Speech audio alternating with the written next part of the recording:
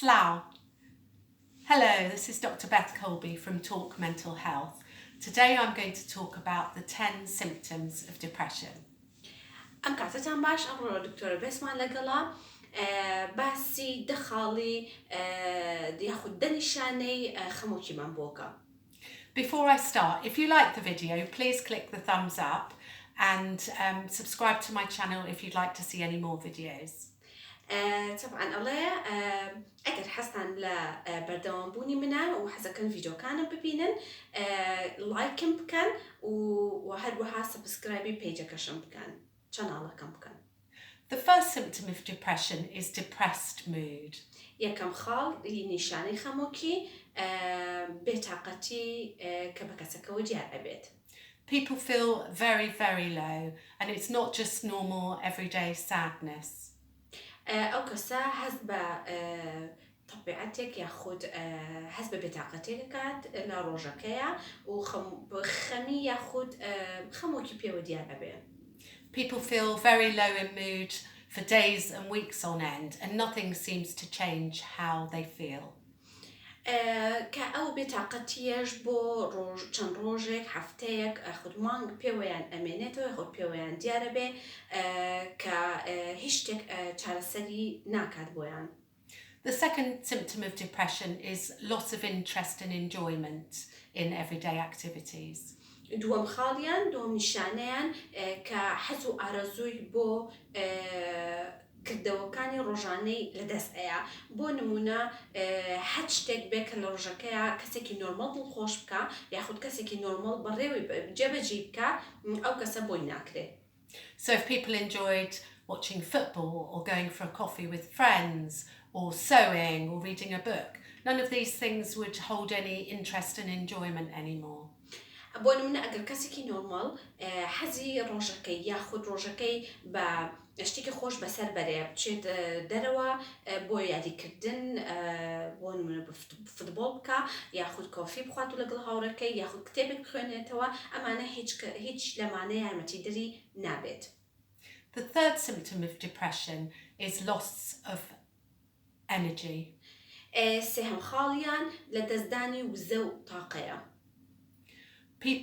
People find doing even little things that shouldn't cause them tiredness makes them really, really tired. هەنێکات وایان لێ ئەکا کە هەست زۆر بە هیلاکبوون بکەن هیچ تاقەیەکیان نابێ. And because people feel so tired, they stop doing things and do less than what they normally would do. کاتێکیش ئەو کەسانی کە خەمۆکیانەیە کە هەست بە بێتاقەتیەکەن هەست بە کەمی یاخود لاوازی وزە ئەکەن و بەهۆی ئەوەشەوە وایان لێیە کە توانای چوونە دەرەوەیان نابێت. The fourth symptom of depression is loss of attention and concentration. چوارم نیشانە لە دەستدانی تەرکیزە. People find that they can't concentrate on things. So for instance, if they're watching the television, they can't really remember what's happened before, or if they're reading a book, they have to keep rereading over the same page because it hasn't gone into their head. بۆ نمونە ئەو کەسی کە خەمۆکی هەیە کە تەرکیزی لەدەست ئەیە چۆنی کەس ئەگەر بێت و سەی تەلەڤیزۆن بکات تەنها وەکو وایە ڕسمەکەی بینی بێ پێش ئەوە کەچی ڕوویاوە بیری نامێنێ یاخود ئەگەر کتێبێک بخوێنێتەوە جاری وا هەیە ئەبێت ئەو دێڕە یاخود ئەو پەیجە ئەو لاپەڕەیە بۆ چەند جارێک بخوێنێتەوە بۆی بزانێ یاخود چونکە تەرکیزی لەدەستداوە نازانێ ئەو چی خوێنێتەوە لە خوێندنەوەکە باسی چی ئەکات چونکە تەرکیزی نییە. The fifth symptom of depression is low self-esteem and lack of confidence. پێنجەم نیشانە لە دەستدانی باوەڕ بەخۆبوونە. People who previously thought well of themselves and were confident at doing things find themselves that they don't like themselves anymore and they're not confident at doing things even that they're good at. ئەو کەسانێک کە خەمۆکیان هەیە کە پێش ئەوە نەیان بووە زۆر باوەڕیان بەخۆیان بووە بۆ نمونە کە شتێکیان کردبێت بە باوەڕ و شەکەیان کردووە بەڵام کە تووشی خەمۆکیەکە بن هەموو باوەڕ بەخۆبوونێکیان لەدەست ئەیەن بۆ نمونە کە شتێک بکات تەکید نییە لەو شتێکە کردوێتی یاخود باوەڕی بەخۆی نییە. The sixth symptom of depression is of guilt and worthlessness. شەشەم خاڵیان شەشەم نیشانە هەست بە ئەوە بکات کە مەسوول بۆ بۆنمە لە شتێک کە ڕوویاوە یعنی هەست بەواکە کە ئەگەر شتێکی خراپ ڕوویا بێت بەخۆی ئەوەوە ئەو شتە ڕوویاوە گڵت یعنی هەست بە مەسوولیاتێکی یەکجار زۆر ئەکات کە خەتایەتی یعنی خۆی خەتابارەکە بە کورتی. People don't think well of themselves, and if somebody helps them, they feel as though they don't deserve it.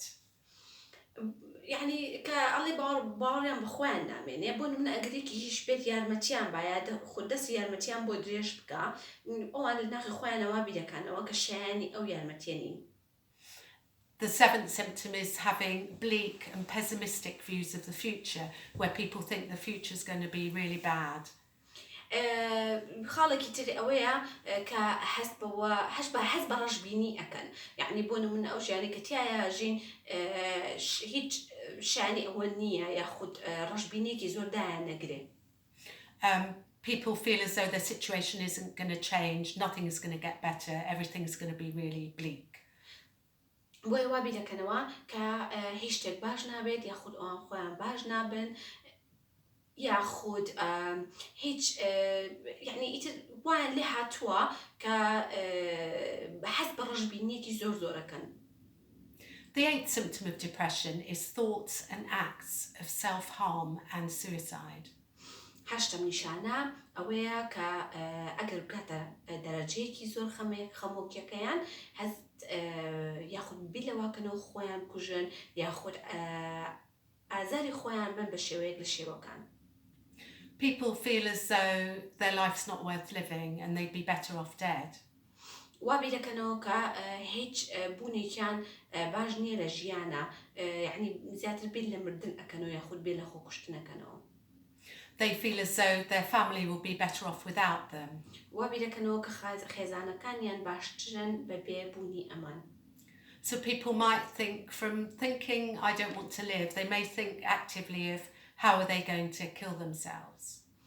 لەبەرەوەی کە ئەو شێوە بیرکردنەوەی لە ناخیانایە یان بیر لە ڕێگەی بکەنەوە کە کۆتایی بە ژیانی خۆیان بێنن پێی.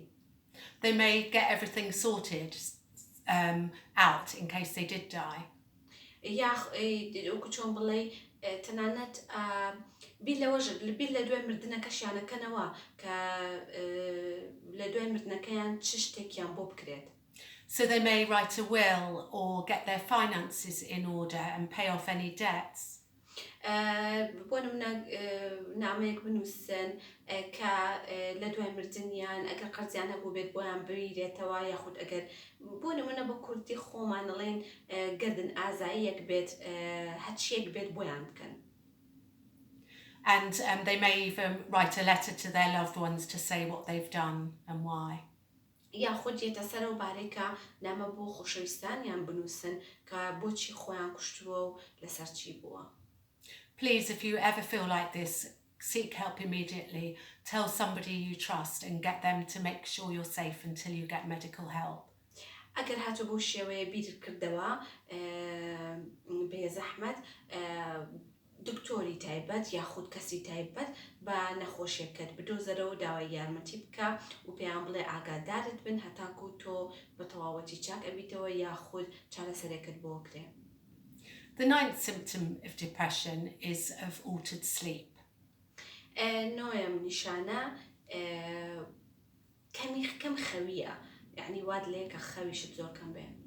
Some people find it difficult to get to sleep. They keep waking up in the night and have fewer hours sleep than normal.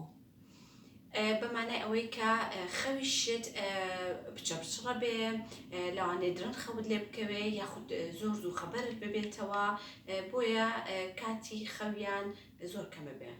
Other people may sleep too much. They'll sleep all night and most of the morning. یاخود تووشی ئەوەش بی پێچەوانەی ئەوە کە خەوت کەم بێ خەویان زۆر بێ زیاتر بخەون. But even with all this sleep, they don't feel refreshed.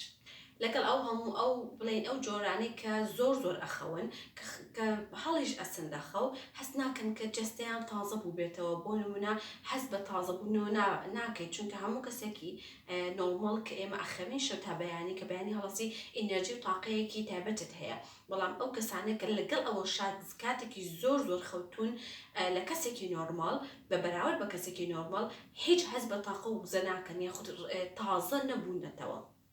The 10th symptom of depression is that of altered appetite. دەیەم خاڵیان دەیەم نیشانە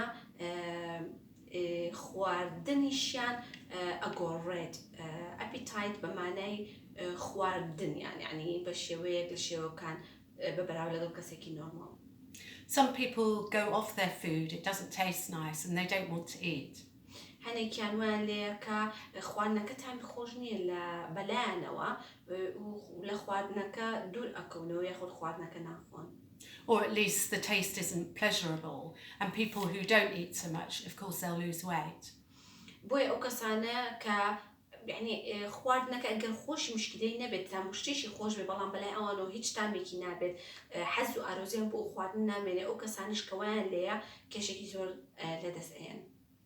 Other people may eat too much and try and eat foods to comfort themselves and then they may put on weight. یاخود گروپێکی کە هەیە وایان لێک خواردن بەردەوام خواردن زۆر ئەخۆن کە ئەمەش کێشیان زیە ئەکات چونکە خواردن ئەبێت بە وەکو چۆنەڵێ جێگرەوەی خۆشیێک بۆ ئەوان comfortable یعنی هەست بە ئیسراحەت دەکەن لە کاتی خواردنەکەیان کە ئەیخۆن چونکە خەمۆکێکی زۆریان هەیە. So in total we've talked about 10 symptoms and the first one is of low mood. لە کۆتاییە ئێمە ئەمڕۆ باسی دە نیشانەی خەمۆکیمان کرد کە ئەوانیش یەکەمیان لەو مود بە مانای کە حەزیان نابێت بۆ ژیان یاخود حەزیان زۆر کەمە بێت لاوازە بێت. The second is loss of interest and the third loss of energy. دووەم دانەیان حەز و ئارەزویان نامێنێ سێهەمیان loss of energy, low energy. هیچ تاقەیەکیان نابێت. The fourth one is poor concentration and attention. The fifth is low self-esteem and self-confidence. The sixth is feelings of guilt and worthlessness.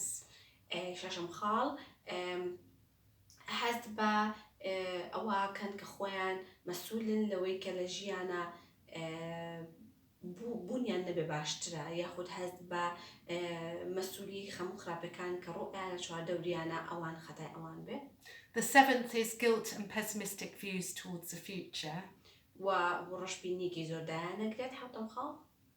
The eighth is thoughts and acts of self-harm and suicide. هەشتم خاڵ هەشتم نیشانە بیل لە خۆکوشتن و ئازاردانی ناخی خۆیان یاخود جەستەیان ئەکەنەوە. The ninth is change in sleep pattern. نوێم خاڵ تەنانەت شێوازی خەویشیان ئەگۆڕێت. And the 10th is altered appetite.